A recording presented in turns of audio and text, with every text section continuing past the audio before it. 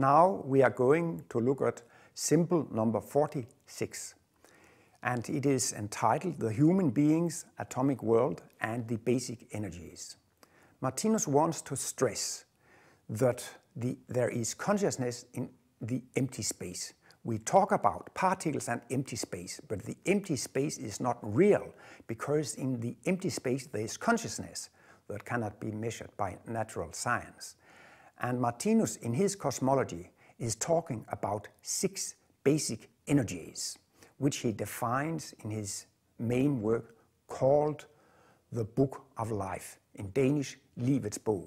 It is his main work, and it is in 3,000 pages in 7 volumes. And in volume 1 and 2, he describes the nature of the basic energies that we use in our consciousness.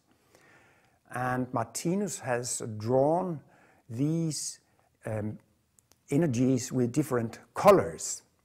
And if we look upon the human body magnified to the size of the visible universe, we can see that the energy of intelligence is penetrating or overshading the brain and the nervous system. And Martinus also talks about the energy of feeling, and he used the yellow color for the energy of feeling, and it penetrates or overshades the heart and the lung and the blood system, the cardiovascular system. And with the orange color, Martinus symbolizes the energy of gravity. It's an explosive energy that dominates in the physical world. In other symbols, Martinus explains that it's also a symbol of the animal kingdom. But it has an expanding force. It is a dynamic power behind all movements. The gravity energy is penetrating or overshading the digestive system. Our metabolism and the digestion has to be rather strong or dynamic because the food has to be broken down into smaller particles, and for that reason an explosive energy is needed. The 4th energy is the energy of intuition. And in the future, when we get cosmic consciousness, we will get day conscious intuition. For example, Jesus, he was cosmic conscious. He had a lot of intuition. But in the animal kingdom, the divine spirit, the spirit of God, can only be experienced through the sexual organs. The cells in the sexual organs are the most sensitive cells in the body. It might sound rather strange, but if you should have an experience of God's Spirit or the Holy Spirit in blood and flesh, that would be through the cells of the very sensitive sexual organs.